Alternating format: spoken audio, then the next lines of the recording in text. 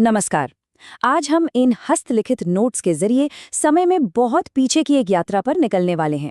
एक ऐसी दुनिया की खोज में जहां भारत की पहली महान सभ्यता ने जन्म लिया और फिर एक दिन वो रहस्यमय तरीके से गायब हो गई। चलिए साथ मिलकर प्राचीन भारत के इस अनसुलझे अध्याय को समझने की कोशिश करते हैं। तो आज हम कहाँ से शुरू करेंगे?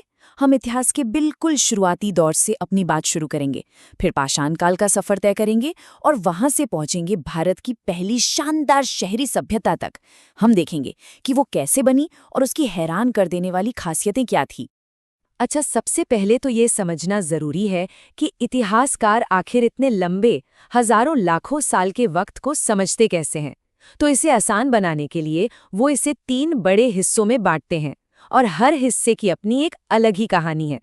ये जो साधारण सा दिखने वाला चित्र है ना, यही हमारी पूरी यात्रा का एक तरह से रोड मैप है। ये इतिहास को 3 हिस्सों में बांटता है। पहला प्रागैतिहासिक, मतलब वो समय जब लिखावट थी ही नहीं।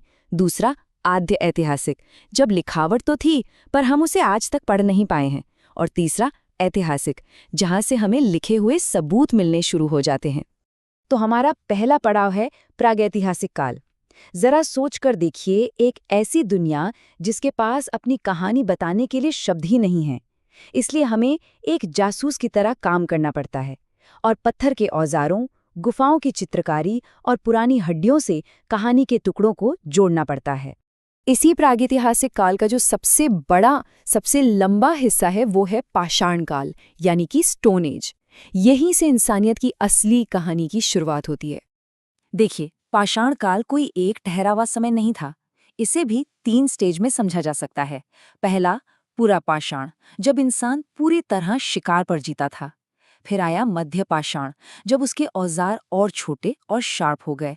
और आखिर में नव पाषाण, वो दौर जिसने इंसान के जीने का तरीका ही हमेशा हमेशा के लिए बदल दिया। और ये जो नवपाषाण काल था ना, ये सचमुच एक क्रांति थी। जैसा कि नोट्स में भी दिखता है, आग पर काबू पाना, पहिए का आविष्कार और सबसे जरूरी खेती की शुरुआत। ये सिर्फ खोजें नहीं थी, इन सब ने मिलकर इंसान को एक शिकारी से किसान बना दिया और पहली बार एक जगह बसकर गांव बसाने की नींव रखी। अब हमारी कहानी में एक बहुत बड़ा मोड़ आता है। ये छोटे छोटे गांव अब पीछे छूटने वाले थे, क्योंकि भारत की जमीन पर दुनिया की पहली महान शहरी सभ्यताओं में से एक का जन्म हो रहा था। और ये हमें ले आता है इतिहास के दूसरे युग में, आद्य ऐतिहासिक काल। ये दौर किसी रहस्य से कम नहीं है, क्योंकि यहाँ हमें लिखावट तो मिलती है पर हम आज तक उसे डिकोड नहीं कर पाए हैं। और यहीं से शुरू होती है सिंधु घाटी सभ्यता की वो खामोश कहानी जो आज भी अनसुलझी है। जी हाँ, हम बात कर रहे हैं सिंधु घाटी सभ्यता की, जिसे हड़प्पा सभ्यता के नाम से भी जाना जाता है। इसे कांस्य युगीन सभ्यता भी कहते हैं।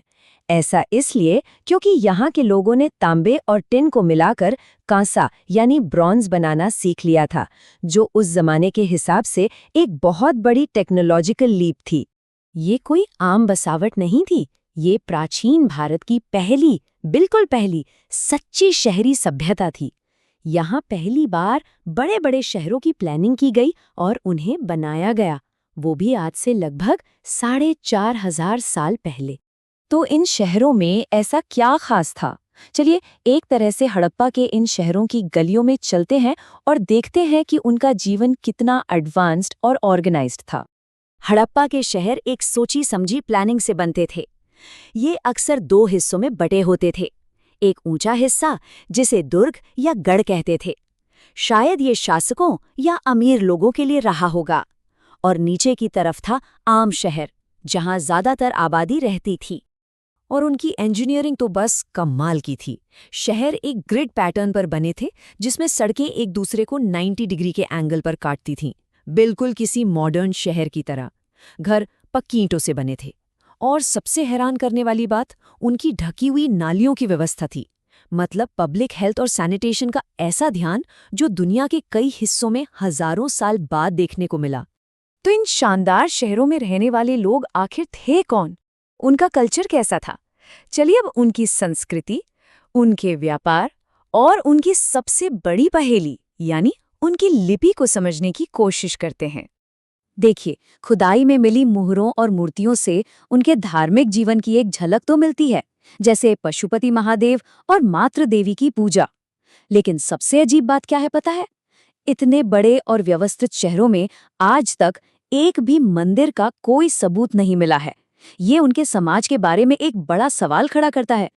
हड़प्पा के लोग सिर्फ किसान या कारीगर ही नहीं थे, वो उस समय के इंटरनेशनल ट्रेडर्स थे।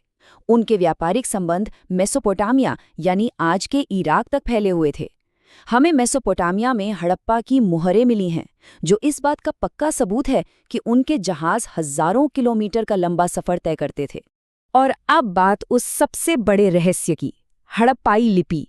ये चित्रों पर आधारित एक लिखावट है जिसमें करीब 400 अलग-अलग चिन्ह हैं। हम ये जानते हैं कि वो इसे कैसे लिखते थे, पर हजारों कोशिशों के बाद भी आज तक कोई इसे पढ़ नहीं पाया है। सोचिए, एक पूरी सभ्यता की आवाज खामोश है जो बस पढ़े जाने का इंतजार कर रही है। अच्छा, तो ये सारी जानकारी हमें मिली कहाँ से?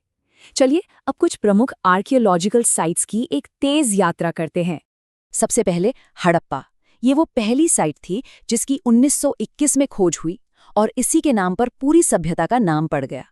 रावी नदी के किनारे बसे इस शहर से हमें बड़े बड़े अन्न भंडार मिले हैं।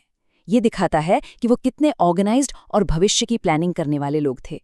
इसके बाद आता है मोहनजोदड़ो, जिसका मतलब है मृतकों का टीला। सिंधु नदी के किनारे बसे शहर से हमें मशहूर विशाल स्नानागार या द ग्रेट बाथ मिला, जो शायद किसी बड़े धार्मिक आयोजन का सेंटर रहा होगा। और यहीं से मिली है कांसे से बनी वो फेमस डांसिंग गर्ल की मूर्ति, जो उस दौर की कलाकारी का एक बेजोड़ नमूना है। और अगर भारत की बात करें तो गुजरात का लोथल एक बहुत ही महत्वपूर्ण साइट है। ये एक हलचल भरा बंदरगाह शहर था। यहाँ दुनिया का सबसे पुराना माना जाने वाला डॉकयार्ड मिला है, एक जीता जागता सबूत कि ये लोग समुद्री व्यापार में माहिर थे। तो कुल मिलाकर देखें तो सिंधु घाटी सभ्यता सिर्फ प्राचीन खंडरों का ढेर नहीं है। ये एक ऐसी संस्कृति की विरासत है जो अपने समय से हजारों साल आगे थी। ये बेहतरीन शहरी योजनाकार थे, कुशल इंजीनियर थे और दुनिया से जुड़े हुए व्यापारी थे। हम उनके शहरों का नक्शा बना सकते हैं, उनकी कला की तारीफ कर सकते हैं, लेकिन हम उनकी जुबान नहीं पढ़ सकते। एक इतनी एडवांस्ड सभ्यता जिसकी आवाज आज हमारे लिए खो चुकी है, और ये हमें सोचने पे मजबूर करता है। इन खंडहरों के नीचे और कितने अनकहे राज दबे हैं जो बस खोजे जाने का इंतजार कर रहे हैं।